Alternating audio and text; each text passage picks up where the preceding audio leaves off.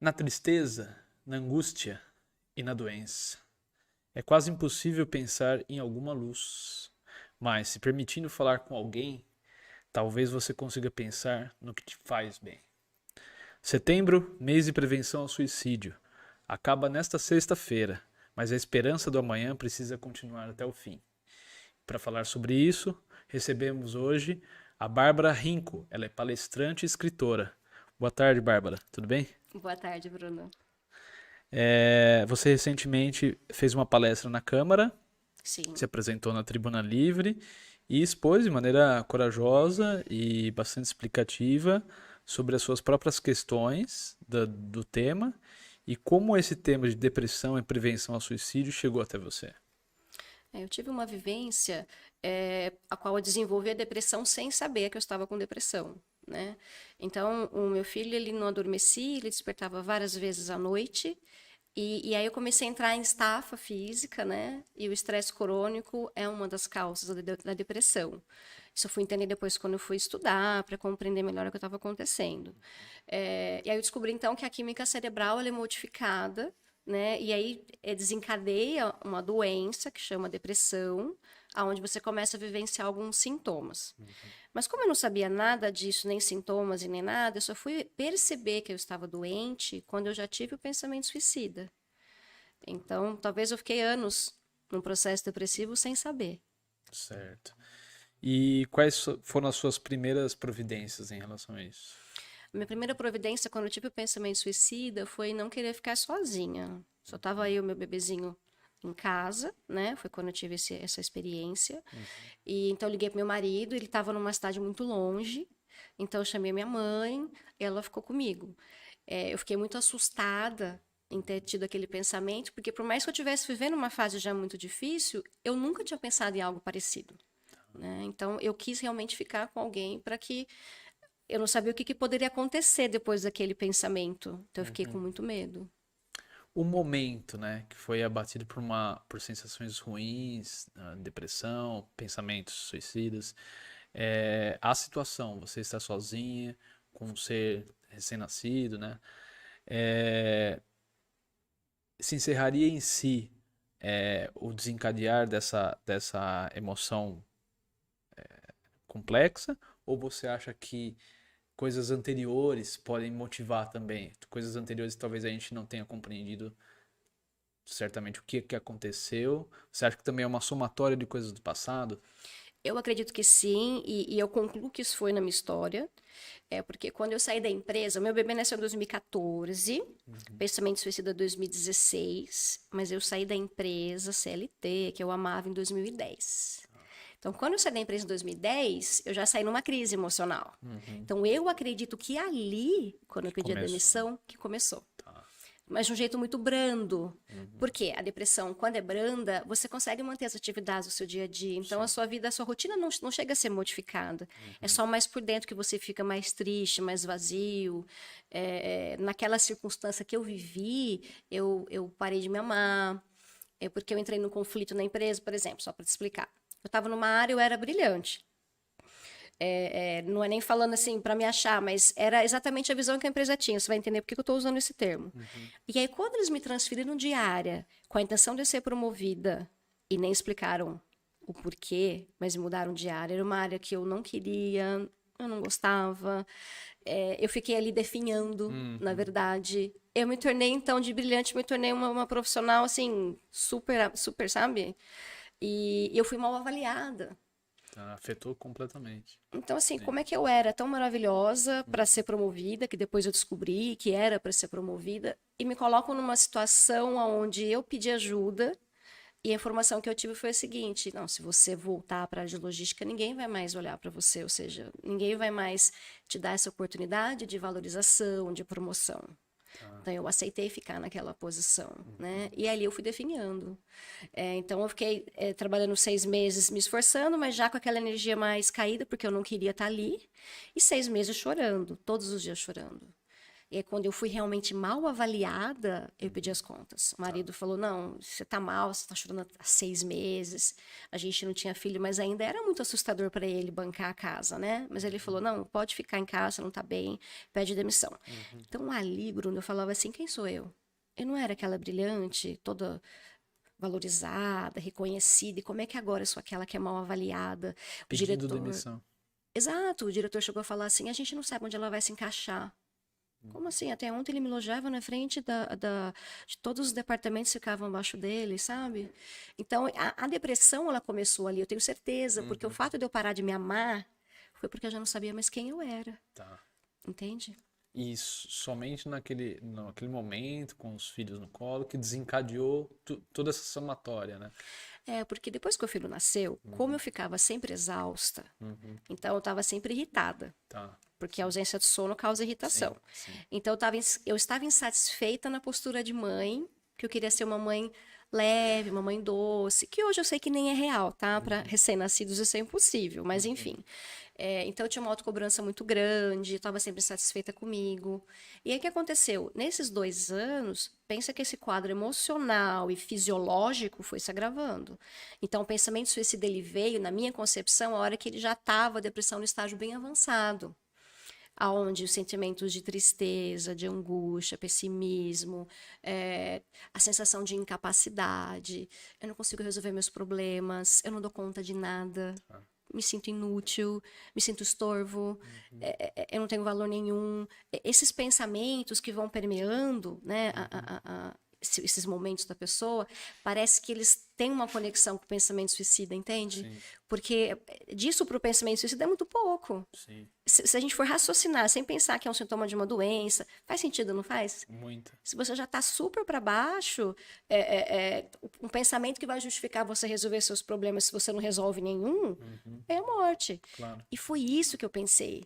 Então foi assim, eu estava com a minha bebê no colo, frustrada, decepcionada, com sentimentos que já eram bem graves de autoabandono, autodesprezo. Isso é muito grave para uma pessoa sentir por si mesma, né? Então, eu já estava com toda essa carga emocional. Então, com meu bebezinho no colo, ele já tinha 2 aninhos, isso né, em 2016, e eu estava pensando, como é que eu posso resolver os meus problemas? Afinal, eu não consigo resolver nenhum, porque eu tinha outros, né? Uma série de, todo mundo tem, né? Uma série de problemas, e ali eu estava com uma série de problemas além da questão do bebezinho, da rotina, enfim. E eu senti que o mundo desabava sobre minha cabeça e não tinha solução. E aí o pensamento que veio foi, a solução é me matar. Foi exatamente nesse nível, assim, essa frase que veio na minha mente. E eu me desesperei. O problema é que tem muitas pessoas que com essa frase compram Vão a adiante, ideia. tá? Exato. E aí, então, a parte que eu acho assim, eu fico imaginando a dor da pessoa de fazer isso, de fazer a estratégia de como ela vai cometer o ato e depois a própria tentativa. Eu consigo sentir a dor até o pensamento suicida, vamos dizer assim. Agora, a dor dessa sequência, ela tem que ser muito maior. Por quê? Para justificar o próprio suicídio. Né? Então, Augusto Cury, você conhece? Que é um pesquisador, um psiquiatra, escritor famoso, ele fala que a depressão ela é a pior dor de um ser humano. E ele diz que quando a pessoa quer cometer o suicídio, ela não quer tirar a sua vida, ela quer matar a sua dor. Então fica tão claro que o suicídio é uma solução que parece viável, né? Só que você não acaba com a sua dor, você acaba com a sua história, você deixa de ser um ser vivo, né? Então acaba sendo um ato muito drástico. E a gente citou algumas questões que podem desencadear, né? O sentimento de não adequação ao trabalho, não estar rendendo o que deveria, questão do trabalho, na família, né? Brigas conjugais, problemas externos, às vezes de inadequação na vida, da aceitação do mundo. São várias as questões que podem desencadear a depressão, né? Você acha que também tem a questão genética? Sim. Para eu elaborar a palestra, eu pesquisei sobre a OMS e um dos motivos, sim, é a genética. Tá. Né? Tem um outro motivo que eu falo que é o meu, eu me encaixei ele, que é o estresse crônico, né? Que foi a questão que eu fui estudar, que o estresse realmente ele vai mudar a química cerebral, então a depressão é consequência disso. Tá. E essas questões que você falou, sim, pode ser a perda de um emprego, coisas que desestabilizem a vida da pessoa, né? perda de um emprego, perda de um ente querido, um trauma, um acidente, né? Muitas vezes a pessoa fica com uma doença grave. Sim, É tudo isso que vai fazer com que tenha ali uma reação emocional muito desequilibrada sim. em função dos acontecimentos. A questão social também deve ser considerada, né? Por exemplo, a gente vive um dos países mais desiguais do mundo. Dado que tem essa diferença na questão financeira, a pessoa que ela não tem recursos, ela se alimenta mal, a busca dela é muito mais difícil, então, tipo, ela vai continuar a ter uma doença que às vezes ela é justificada por outras questões e não veem que é justamente pela diferença social. A pandemia veio trazer ou escancarar essa realidade, né? E depois disso, o Brasil já é considerado o país mais ansioso do mundo, né? E com um quadro alarmante de depressivos. O que você acha que o poder público poderia melhorar nessa questão, na questão social? Eu comecei agora a psicologia, a gente tem discutido muito sobre o SUS, que é uma das primeiras matérias, e a gente tem falado sobre as políticas públicas e a atuação do psicólogo dentro desse meio, né? O que eu sinto é que, dentro do que eu conversei com algumas pessoas, é que o que existe disponível, algumas vezes as pessoas também não utilizam. Tá. Então, por exemplo, eu conversei com uma pessoa do CAPS para entender quais são, né, as atividades oferecidas. Tem atendimento individual? Tem. Mas já começa a direcionar para o grupal. Aí, quando vai para o grupal, as pessoas já não vão. Eles oferecem algumas atividades, por exemplo, esportiva, artesanato, essas coisas, para também ocupar a pessoa, para trazer prazer em outras áreas da vida. E essa garota que hoje foi uma estagiária, hoje é uma funcionária, ela disse que as pessoas elas acabam, assim que tem um pouco de melhora, já se afastam, né? Mas o que eu diria mais especificamente falando de política pública, é na questão da desigualdade. Por quê?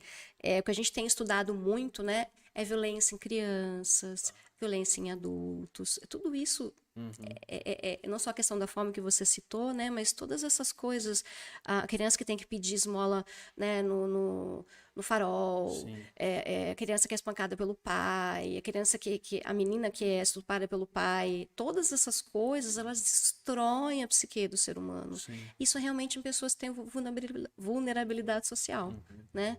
Que é onde a política pública precisaria atuar de uma forma mais efetiva. Sim. E eu, como estudo, né, a parte de assistência social, como eu te falei dessa matéria, a gente vê muitas iniciativas muito interessantes, mas na vida real a gente vê que as coisas não fluem exatamente assim. Né? Por exemplo, uma mulher que sofre violência doméstica, ela tem medo de procurar ajuda.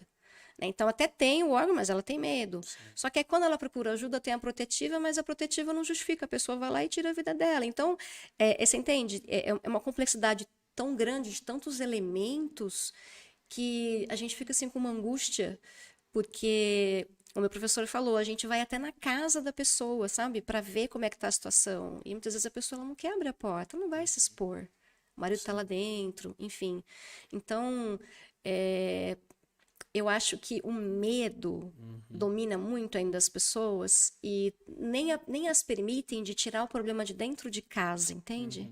E se há medo, há um certo tipo de depressão, uma tristeza angustiante e ela é constante, né? Enraizada, né? Exato. Ela é constante. Ainda sobre a pandemia, como se não bastasse um período de quase 2 anos em que nem nós mesmos sabíamos se a gente já está vivo no dia seguinte, né? A opressão psicológica dessa situação, o fim das relações sociais, né? Como era de sair, as pessoas, o isolamento, a ameaça diária de contrair o vírus, né? As crianças não podendo brincar, tudo em tela, né? A digitalização de tudo. Isso avançou ainda mais na deficiência da saúde mental do brasileiro, que foi um dos países mais afetados pela pandemia. Sim, com certeza. Existe uma estatística, que agora não me recordo, que o Brasil realmente teve um índice acho que de 53% maior de ansiedade, depressão em função da pandemia. né? Então, infelizmente, houve realmente um agravo muito grande. E como você disse, se a gente já é a população mais ansiosa, imagina numa condição que a ansiedade vai ser colocada assim, né, em xeque. Sim. Porque o fato de ficar em casa, enclausurado, é só pegar pelo exemplo de uma mãe, né, que eu vivenciei isso, fica em casa o dia inteiro com o bebê.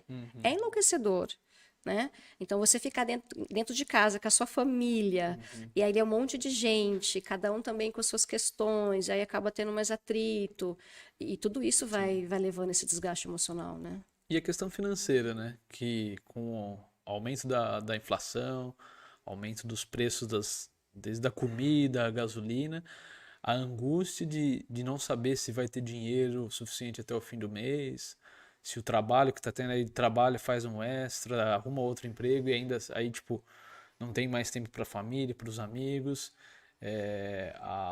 O sentir-se incapaz de comprar coisas básicas, né? Deixar de viajar ou deixar de fazer uma outra coisa que gostava de lazer, né? Também contribui para essa aflição mental. Com certeza.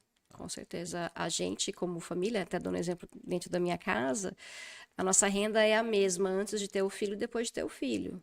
Então, é óbvio que a gente precisou fazer uma mudança muito drástica no nosso padrão de Porque vida. ficaram 3 vezes no mínimo mais caras, né, as coisas. Se a renda é a mesma, então, sim. Então, além de a gente tinha renda para um casal, agora é casal com filho e ainda depois de toda essa situação. Então, assim, o puxar o freio é algo realmente que abala muito, né?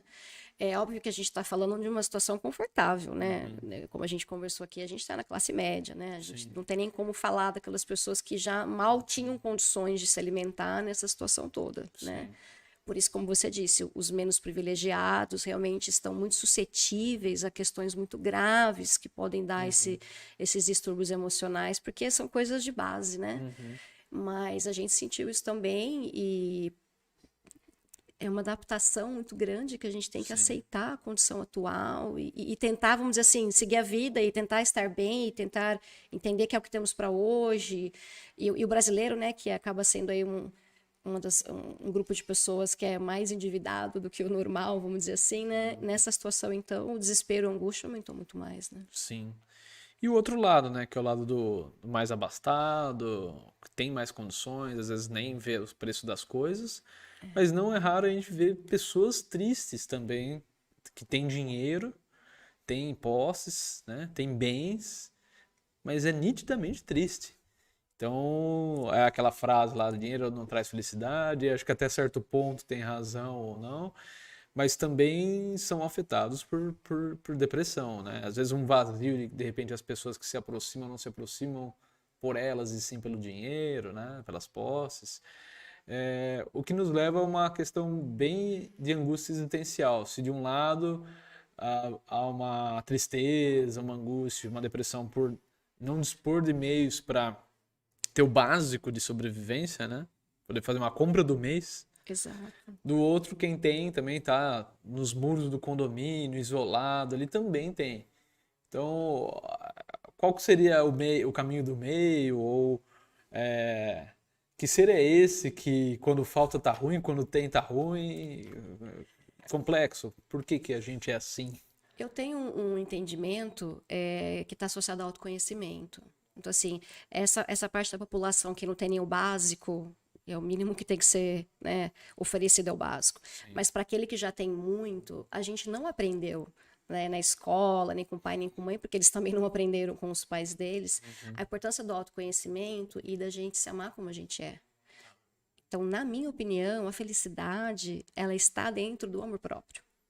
Então, se aquela pessoa que ela é abastada, né, mas ela por dentro dela, ela não gosta dela, ela não gosta da companhia dela, ela precisa de pessoas para se sentir bem. Já é um quadro que, independente da condição financeira, já é uma questão que ela dentro dela já não tem uma relação saudável. Sim. Né? Então, eu digo assim que quando você tem paz interior, esses outros elementos, né, vamos supor, o excesso de dinheiro, ou até a gente vê pessoas muito humildes que são muito felizes. São muito felizes. Por quê? Porque elas valorizam aquilo que tem mais valor. que é a própria vida, que é a sua história, que é a sua família, que são as suas E conquistas. raramente elas estão sozinhas, né? Elas estão em família e chamam o vizinho, convida o outro, fica bravo se não vai, né? E essa é uma questão, né? Você comentou agora, é ser feliz com ela mesma. A gente vive num momento de extremo narcisismo, né? A tela do celular é um espelho praticamente, não só do reflexo da tela, como ele vai refletir todos, tudo que os algoritmos favoráveis a nós, né? Sabe que a gente gosta daquilo, ele vai dando um espelho de nós mesmos, fora a autossuficiência. Você mesmo se serve, você mesmo faz qualquer coisa praticamente, você mesmo paga, você mesmo compra. É uma relação ali com você, a eliminação do outro, né? Tem vários sociólogos e psicólogos que também tratam disso. E essa autossuficiência também seria um sintoma da depressão moderna? Eu acredito que sim, porque aí a solidão ela se torna muito grande. Então existe aí essa solidão de relacionamentos e a solidão interna, Uhum, sim. Mas ao mesmo tempo, só para ficar um pouco mais clara a questão que eu disse do amor próprio, uhum, não chega nesse nível do narcisismo, porque esse amor próprio seria uma relação de paz interior. Então, por exemplo, geralmente as pessoas elas se sentem, pelos padrões da sociedade, insuficientes. uhum. E você se sentir insuficiente já é uma prova de insatisfação consigo mesmo extremamente grande. E essa insatisfação que você tem com você mesmo vai gerar cobrança, autocobrança, culpa, autopunição. Então, esses sentimentos que permeiam dentro do indivíduo, que tem aquela questão que eu falei dele não gostar de si mesmo, vai fazer com que ele não tenha uma relação saudável consigo mesmo e, consequentemente, com o mundo. Outro. Então, por exemplo, pessoas que são muito exigentes, e a gente sente, né, quanto ela cobra, quanto ela exige, vamos supor, da gente, ela é assim com ela mesma. Então, Sim. o Augusto Cury fala que é como se ela fosse o algoz de si mesma. Tá. Né? Ela se coloca numa prisão interior, ela vive assim, então ela espelha essa postura para fora também. Sim. Né? Então, esse ponto que você citou, dessa questão mais existencial, eu concordo plenamente, sim. A forma como a gente está sendo estimulado a vivenciar está cada vez mais nos distanciando de nós mesmos nesse contexto que eu estou te dizendo. Sim. Entende? Nesse contexto da gente se conhecer, da gente compreender que a gente tem vulnerabilidades, que a gente tem habilidades, mas também não tem certas habilidades, que a gente tem qualidades, mas também tem defeitos. E a sociedade só exige a perfeição. Então, todos esses outros elementos a gente não consegue acolher dentro da gente. A gente tem que jogar embaixo do tapete. Ou imagina uma bola gigante, você tem que colocar dentro da piscina, ela vai explodir, ela vai sair para fora. E ela pode explodir na forma de uma doença, de um Sim. transtorno emocional. Sim. Entende? Então, é uma questão assim. Muito triste, porque as pessoas elas não aprendem essa parte. Por isso que eu amo muito Augusto Cury, ele fala muito dessa questão da relação com você mesmo, mas tirando a questão da possibilidade de se tornar um narcisismo, é dentro da linha de esse amor próprio, ele se espelhar nas suas relações. E quando eu falo nesse amor próprio, seria assim, você tem autogentileza? Você compreende quando você falha? Você se acolhe quando você falha? Uhum. E aí você vai espelhar essa relação com as outras pessoas. Então você vai ter uma harmonia nos seus relacionamentos. Sim. Se você se compreende mais, você vai compreender mais o outro. Se você não se cobra tanto, porque você vê que o seu melhor já basta, não o perfeito, você também vai avaliar até que ponto o outro deu o seu melhor, também não vou cobrar ou não vou questioná-lo, né? Sim. Então acaba se estendendo para uma relação exterior. E aí, realmente, o reconhecimento de que as relações são necessárias, né? Então, por exemplo, meu filho de manhã, todo dia eu vou lá, eu quero ver ele dormindo. Eu quero ver o rostinho dele, sabe? Algumas vezes meu marido está dormindo, eu quero olhar para ele e falar, olha, ele está aqui, é uma conquista. Então, realmente, é um amor que ele tá dentro, mas ele se expande, ele abarca. Uhum. E com certeza, nesse caso que eu estou dizendo, está abarcando aí a minha família, a minha estrutura familiar e com os meus amigos. Claro. Vamos voltar no seu caso, que a partir do momento que você teve aquele momento de desespero, né? Acho que podemos dizer assim, Você procurou um atendimento psicológico? Você procurou um psiquiatra? O que que você fez dali para tentar trabalhar essas questões consigo e posteriormente trabalhar com isso, né, através de palestras e tal. Mas primeiro, como é que você arrumou a casa? Eu arrumei a casa procurando ajuda, e a ajuda era de psiquiatra, né? Eu tinha preconceito, e ali eu vi que ali era a minha única opção, porque eu fui entender depois que a medicação, e isso aconteceu na minha vida, né, na minha pele, ela eliminou o pensamento suicida, ou seja, ela ajustou a minha química cerebral, né? Eu tomo até hoje, só para você ter uma ideia, que existe um tempo de tratamento onde o psiquiatra vai dizer quando é a hora da remoção ou não da medicação. Então, eu já reduzi a dosagem, mas ainda não eliminamos. Então, ainda, vamos dizer assim, meu organismo ainda depende da medicação para ter essa expressão saudável que eu tenho aqui, tá? Isso também tem que ser respeitado, porque se eu interrompo a medicação, eu vou voltar a ter os sintomas daqui a algum tempo e vou achar então que eu não tenho cura. E o rebote é ainda mais pesado, né? Exato. E as pessoas acham que não tem mais cura porque elas fizeram tratamento. Na verdade, elas interromperam por conta própria. Obviamente, acaba tendo, exato, o efeito rebote. Só que no meu caso, como era muito grave, a recomendação do psiquiatra era também o psicólogo. Sim. Então, eu fiz o casamento entre os dois. E o psicólogo foi que trouxe toda essa transformação interna, que, como eu te citei com o meu bebê, que eu me cobrava muito, que eu queria ser algo que eu não conseguia, né? Foi ali que eu aprendi a trabalhar a minha autocobrança, a aprender de verdade que eu sou imperfeita, aprender que eu posso me acolher como sou, ser minha amiga, enfim. Tudo isso veio através da terapia. E isso transformou meu mundo interno. Esse estresse crônico que eu vivi, hoje eu tenho certeza que eu não vou viver mais, porque eu tenho uma visão muito clara agora para os meus limites. Então eu sei até onde eu posso. Antes não, antes eu ia até onde eu achava que eu tinha que dar conta. Tá. Por isso então que eu excedi a níveis assim elevadíssimos para ter uma modificação no meu cérebro, né? Então foi realmente o psiquiatra e o psicólogo. E uma vez com a casa arrumada, né, tendo uma compreensão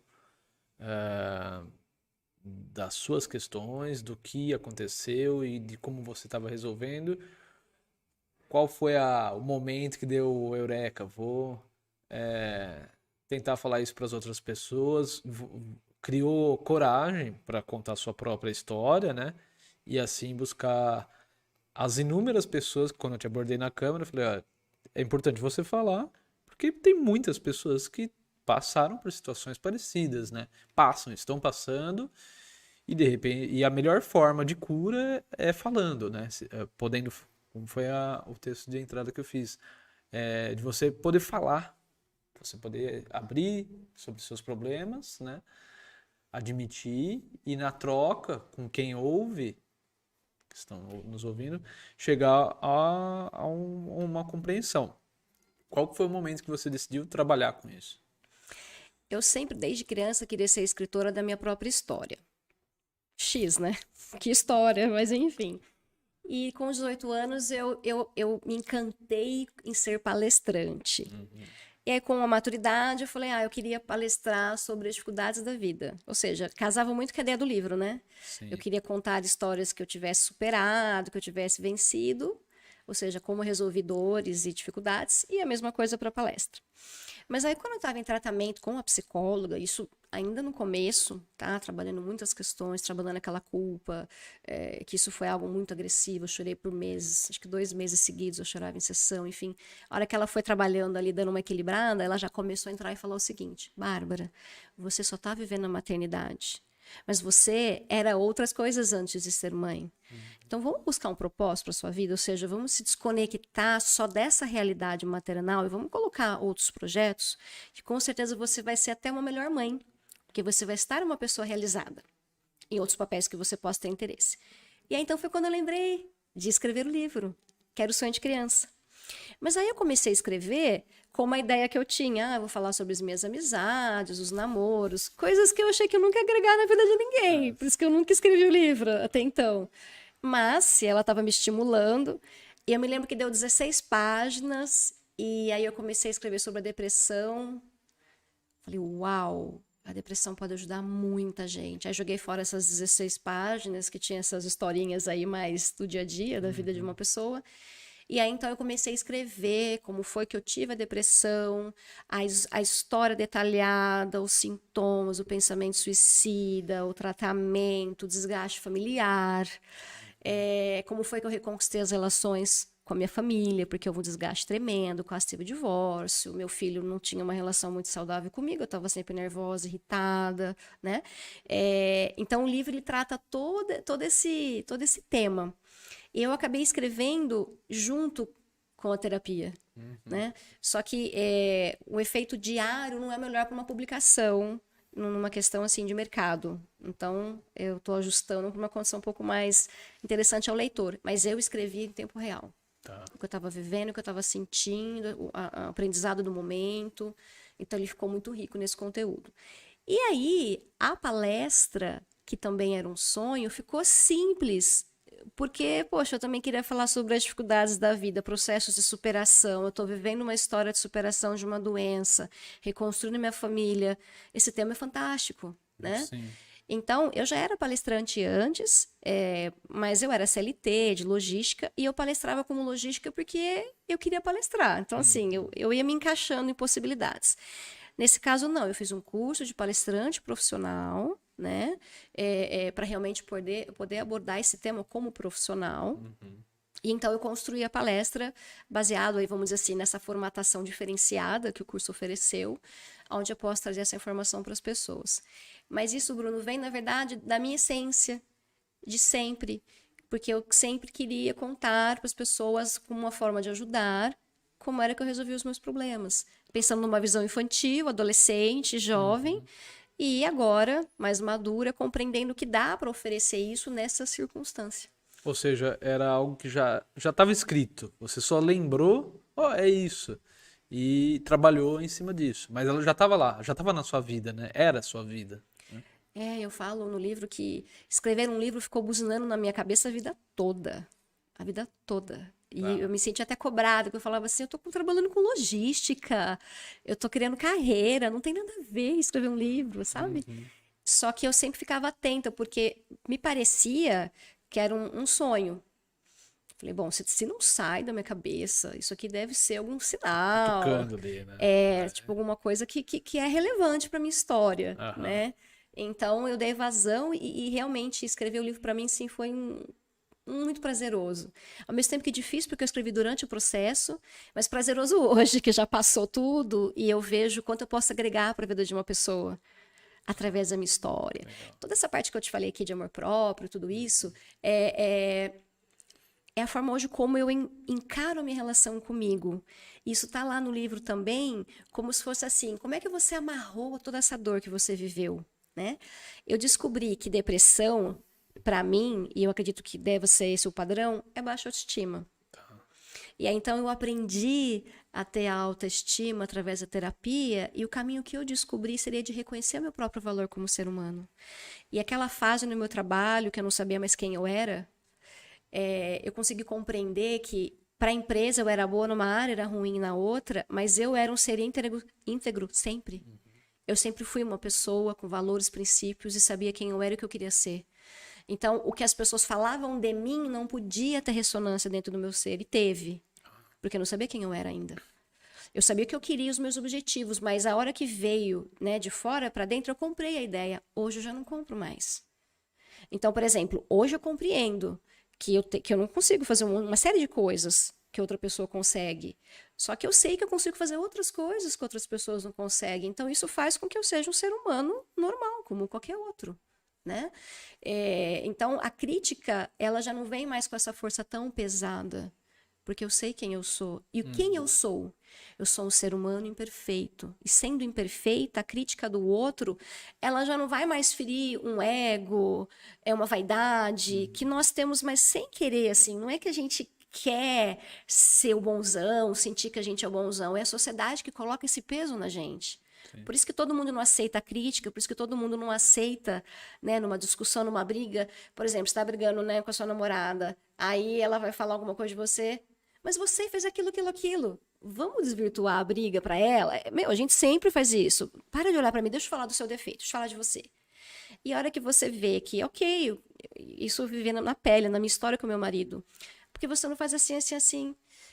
A mudança foi drástica. Eu falei, eu não faço. Você me ajuda? Olha a diferença de, pera um pouco, deixa eu tirar, ele tá me expondo, tô me sentindo mal, ele tá falando mal de mim, deixa eu falar mal dele pra jogar essa briga pra ele. Não, eu não consigo mesmo, você me ajuda? É uma mudança de perspectiva interna tão grande que pra mim, assim, é uma das maiores transformações que eu tive na minha vida e que eu gostaria de oferecer para as pessoas. Então, eu tenho outra palestra de amor próprio, tenho outra palestra falando sobre realização feminina, que entra mais nessa outra parte, entende? Que me construiu, que me reconstruiu como um ser humano íntegro. Certo. Essas outras palestras segmentadas, você tem algumas datas? Você já tem alguma coisa marcada para os próximos trabalhos? Quais são sua agenda depois do setembro de prevenção ao suicídio? Na verdade, a minha formação seria para palestrar para empresas, né? Então, eu tenho a minha proposta comercial com a explicação das palestras e cada época eu mando, vamos dizer assim, a proposta comercial adequada para o período. Então, Setembro Amarelo, eu tenho a proposta Setembro Amarelo. Essa do amor próprio, para a empresa, eu estou adequando dentro do burnout. Porque é bem aquilo que eu falei para você que eu vivi, né? Eu acabei buscando amor na empresa, eu acabei buscando valorização na empresa porque eu não me valorizava. Entende? Então, eu trazer um pouco esse elemento para dentro da empresa, para a cultura ali dentro daquele indivíduo, aquele funcionário, para ele rever a vida dele. Muitas vezes o burnout, se não for pressão da empresa, mas for porque essa pessoa está naquela angústia que eu vivia, que queria ser aprovada, ela vai viver o burnout. Mas a hora que ela começa a se amar, não precisar de fora, ela não vai viver o burnout. Então, eu adequei, falando em empresas, para essa linha do burnout, né? E também a outra pode ser Outubro Rosa, ou pode ser Março, Mês da Mulher, porque aí eu trago também, baseado na minha experiência, como foi que eu fui entendendo, como eu citei ali que eu era só mãe, né? Como foi que eu fui entendendo a importância de resgatar outros papéis ou de incluir novos papéis na minha história que não existiam. E apesar da mulher ser tão sobrecarregada de trabalho, maternidade, de cuidar de marido, filho, e ela acaba não tendo esse espaço para olhar para si mesma, essa palestra tem esse intuito. Para quê? Para que ela não tenha aquela dor enraizada, que não vai ser da pobreza, que não vai ser da violência, mas vai ser da sua experiência de viver a vida no automático e não observar seus sonhos, não observar os seus desejos e não colocá-los em prática, e não construir planos de ação para que esses sonhos possam se concretizar. Você está no qual ano de psicologia estudando agora? No primeiro semestre. Primeiro semestre. Já tem alguma abordagem que você se identifica mais? Na faculdade ainda não foi falado, mas eu tenho. Já tem. É a junguiana. Que é de qual linha? Então, eu já não vou saber. Junguiana. Junguiana. Junguiana, tá, entendi. Carl Jung, tá. Isso. Seria a psicologia analítica. Isso, analítica, exato. Porque eu passei por vários atendimentos, né? Eu passei pela teoria cognitiva comportamental, eu passei pela psicanálise, eu passei pelo humanismo. Mas como tratada, paciente. Como paciente, tá. Isso. Então, eu pude ter acesso às abordagens durante o atendimento, e estudando um pouquinho para tentar entender qual era a diferença dessa daquela, por que essa mexeu nisso agora e aquela nunca mexeu nisso, enfim, tentando entender um pouco a diferença de abordagem. E eu vi que a junguiana, para mim, ela se assemelha mais com a minha visão de mundo. Para você e 95% das mulheres, né? Por que mulher adora a psicologia junguiana? É uma coisa a se investigar ou não? Com certeza. Mas é muito. É mesmo? Eu não sabia. E aproveita daquele pé no Freud, né? Aquele machista. Mas se não fosse aqueles 3 dias direto de Freud conversando com o Jung, tiveram aquelas similaridades no começo, né? Talvez ele não conseguiria ter desenvolvido a própria linha psicológica sem aquele alicerce freudiano, talvez. Não sei, né? Algumas coisas em comum e depois ele desenvolveu a própria, lógico. Sim. Mas legal. E o que te fascina mais na psicologia de Jung? Não como eu te digo, não como psicólogo, não como uma pessoa formada na área, mas como usuária, vamos dizer assim, como paciente, né?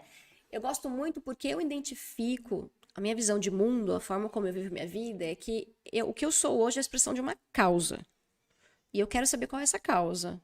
Porque aí, se eu observar essa causa, trabalhá-la, compreendê-la, esmiuçá-la, eu não preciso mais ser vítima desse comportamento X que eu tenho hoje em função dessa causa. Porque se eu trabalho a causa, eu elimino, então, o comportamento que está automatizado em função dessa causa. Então, eu gosto por causa disso. Sim, Agora, se não estou te falando uma visão muito profunda, foi só o que eu consegui captar como paciente, entendeu? sim. Porque eu vejo que a psicanálise, ela também tem essa questão de profundidade, mas ela trabalha muito com pai e mãe, Uhum. né? E para mim eu acho que todas as abordagens que eu passei foram fantásticas. Tá, Mas a que eu tô mais identificando agora é essa. legal. E eu não sei se ela tá sendo mais rápida, porque eu já fui meio que treinada nas outras. Então já fiz um Uhum. processo de autoconhecimento Sim. bem profundo com as Uhum. outras. Porque eu vejo que assim, que é muito imediato. E eu comecei faz pouco tempo. Eu falei pro meu marido, eu falei, nossa, eu acho que com essa agora eu vou me transformar. Eu vou poder ser quem realmente eu sou de verdade. E não a resposta a bloqueios emocionais que eu tenho. É, porque a gente sabe, né? Isso até num contexto mais para todos, para leigos, né? Algumas vezes, algumas reações que a gente tem, elas vêm de traumas que não foram ressignificados. Uhum. E então, essa resposta, ela é automática, ela te domina. Você não é você mesmo, você é a resposta àquele estímulo, né? Uhum. E o meu sonho é limpar tudo isso e falar quem sou eu de verdade, sabe? Sim. Então, é essa experiência que eu tô tendo agora com a Junguiana. Ser o que se é, né? Do Nietzsche. Se torna aquilo que você é. Porque tem um envolto social, né? A gente é fruto do meio. Sim, Cresceu num condomínio, ou cresceu numa favela, né? As diferenças. Cresceu com amor, ou cresceu na base do espanco. Trabalhou no quê? Qual que é o trabalho? Um trabalho embrutecedor, um trabalho social. Vai formando. Mas e a essência, né? é, Vai dizer que de repente alguém tá numa situação bruta numa sociedade, ela de repente é um poeta, um compositor, um assistente social, ou o contrário, né? Na essência, né? exato. Quantas coisas que a gente Tá não ali desenvolve a latente, né? vida toda, chega lá um velhinho já quase, meu sonho era publicar meu livro. Aí, ó, era a essência, tinha algo a dizer ali, né? Entre outros trabalhos, né? Exato. É por Pular isso. de paraquedas. É. Olha só que engraçado hoje. Eu vou te falar um exemplo bem bobo, mas eu tenho um pé de amora no meu quintal. Tá. E eu olhei o pé de amora e falei, ai, falaram que se eu plantasse pé de amora ia sujar tudo. Só que o meu é grama, então não suja nada, cai a amora na Suja grama. assim porque vai pisar lá e vai dentro de casa. É, você tem criança. Ó, eu apanhei pra caramba por isso. Ó, Sério? ó. Tinha festa de aniversário, ia jogar bola lá debaixo da moreira, entrava pra cantar parabéns lá no carpete, ficava roxo. Adivinha quem levava o parabéns depois? Palmada, né? Ô, ô. Não, eu tenho sorte então, porque eu pego mais pro meu filho do que ele pega pra ele, então. Então, E ela fica num cantinho, que tava bem grande, ele até joga futebol e não suja. Brincadeira, de vez em quando aparecem umas pisadas assim, de amor. Ai, não a tem jeito. porcelanato, tem que limpar. Pensa bem sobre essa moreira aí, viu? E aí eu fiquei pensando assim, falei, gente, eu lembro quando eu tinha um sonho de ter uma moreira. Porque ela só está lá pela frustração de que eu não conseguia comprar uma amora doce no mercado. Nossa. E aí, quando você realiza o sonho, Uhum. é essa a questão do sonho, né? Eu não vou ficar o resto da minha vida pensando nesse exemplo bobo, né? Nossa, eu queria tanto ter uma amoreira. Como seria eu ter minha amora docinha no meu quintal? Essas amoras são horrorosas que estão no Mas mercado. é uma vontade de infância, então. Não, eu tô querendo dar um exemplo assim, de que um sonho tão bobo, Uhum. a realização de um sonho te coloca numa perspectiva tão diferente de quando você só fica no sonho, no projeto.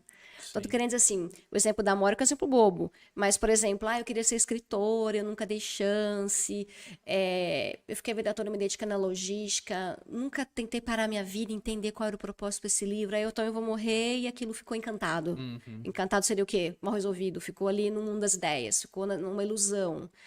Então, hoje, quando eu vi minha moreira, eu pensei, gente, olha só, eu realizei o meu projeto de ter uma moreira. Ou seja, não temos a frustração de eu ter que comprar uma amora no mercado que não me agrade, porque eu tenho a minha amora em casa. Essa questão da conquista, essa questão da decisão, de definir um projeto, de fazer acontecer e pagar o preço da sujeirinha do filho, entendeu? Sim. Não compre e plante, né? E então, a parte que eu queria finalizar são as pessoas que estão assistindo, muitas pessoas que têm sintomas, né, de depressão, pensamentos suicidas, desesperança, situações difíceis, seja social, seja de qual ordem for. Eu lembro que na palestra da Câmara você fez uma relação muito boa dos principais sintomas. tinha quase todos eles. E então muitas pessoas também podem ter, né? Quais são os principais para a pessoa se atentar? Ó, eu tenho isso, não tenho aquilo. E qual o propósito? Se você tiver tantos desses, procure um terapeuta. Quais são os principais? O principal que é muito falado é a tristeza, tá? E a tristeza, pela ciência, já se diz que a partir de 4 semanas, ou seja, a tristeza prolongada pode ser depressão, tá? Mas como tristeza, todo mundo sente tristeza, ninguém vai ficar contando quanto tempo você está sentindo a tristeza, enfim, você pode fazer um casamento com outros sintomas para ficar mais fácil para avaliar. Então vem a questão do pessimismo. E o pessimismo é que eu não sei o quanto a pessoa tem uma observação de si mesma, mas eu comecei a perceber em mim que tudo aquilo que poderia ser bom, eu achava que era negativo. Qualquer coisa, eu vou fazer uma live com tal pessoa. Aí eu pensava assim, mas tá vendo, ela só vai deixar eu entrar na live no final da live? Eu queria participar da live inteira e ficava revoltada. É um negativo. Mas ao contrário, na verdade, era uma oportunidade de eu estar na live dela. E ela me fez um convite, ou seja, nesse exemplo bobo, foi um dos sintomas que eu percebi quando eu reduzi a medicação e eu vi que eu tinha que voltar de novo, porque o pessimismo começou a dominar todas as circunstâncias da minha vida, tudo. Então eu reclamava de tudo, tudo era ruim, nada dava certo. Então parece bobo, mas se você se conhece normalmente, você vê que você não tem essa visão perante o mundo e você começa a ter isso bem enraizado, pode ser um sintoma, tá? Então, tristeza mais de 4 semanas. Tristeza mais de 4 semanas. Pessimismo de tudo. Uma visão pessimista mesmo. O que mais? Aí já são coisas assim que dependem do organismo. Por exemplo, tem pessoas que têm diminuição do interesse sexual, tem pessoas que têm alteração de apetite para mais ou para menos, tem gente que tem a questão do sono também para mais ou para menos, ou insônia, ou dorme demais. Mas tem alguns elementos que eles são assim, bem característicos, que é a irritabilidade. É uma visão distorcida da realidade, que entra um pouco nessa questão do pessimismo. Um aumento exacerbado do sentimento de culpa. Distorção da realidade seria meio que uma neurose exacerbada, uma paranoia?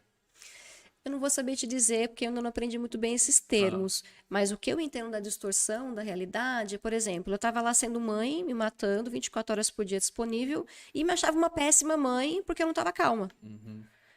Espera um pouco, eu tô vendo a realidade de uma forma errada, eu tô ali me matando, dando tudo que eu tenho, ainda acho que eu sou uma péssima mãe. Entende? Então, assim, a forma como você vê as coisas não é da forma como ela é, mas sim de uma forma que não é a mais adequada de se enxergar, entende? Tá. E qual mais? E aí eu vou te falar pra mim o que é o principal. Qual é o principal? É perda de interesse em fazer coisas que dão prazer, tá? E depois disso já começa a vir a perda do sentido da vida. O que é perda do sentido da vida? Você, de repente, não vê mais por que estar vivo. De repente, como você já perdeu o prazer pelas coisas que te dão prazer, a vida ela não tem graça. Tanto faz você estar vivo ou não. Sim. E essa perda de sentido, ela, na minha opinião, né, não como profissional, ela está muito próxima do pensamento suicida. Que já vai desembocar no pensamento de se matar, né? Exatamente. Tá. Então, assim, você vê que muitos sintomas não dá para você reconhecer. A questão da libido, a questão da fome, a questão do sono, são coisas que todo mundo tem esses distúrbios no dia a dia, por estresse, mas são muitos elementos, porque, assim, como você falou, você vai observando quantos você tem, obviamente, pode ser que você nem tenha depressão, mas aí você procurando ajuda, se você tiver, você não vai passar pelo que eu passei. Né? Que é esse o meu objetivo. Eu não tenho como essa listagem dar um diagnóstico para uma pessoa, mas ela dá um start para que ela possa buscar ajuda. Entenda? Porque aí o profissional ele vai conversar e ele já vai entender como tá essa, vamos dizer assim, essa distorção da realidade, como a pessoa está vendo o mundo. Ele vai conseguir só da pessoa conversar saber se ela está com depressão ou não. Sim. Bárbara, foi muito bom tê-la aqui. Obrigado por expor a sua situação, contar sobre a sua superação e a maneira como você tem estudado, se dedicado a ajudar as pessoas nesse sentido, né? De fazer elas se autoconhecerem, identificarem os sintomas que podem estar atrapalhando na psique delas. E agora no formato de livro também, né? Então já está convidada a voltar aqui quando lançar o livro. Não fique esperando a editora, não. Faça você mesmo. E aí vai demorar menos para você voltar aqui também. Com certeza. De repente você quer deixar algum contato para quem se interessar que você faça palestras? Claro, Por com onde? certeza. Escreva É... ali, ó. Ah, eu olho ali? É. Bom, então o meu WhatsApp é 19 99198 7278. E o meu Instagram é Bárbara Rinco, Rinco, escritora. E o YouTube é Bárbara Rinco.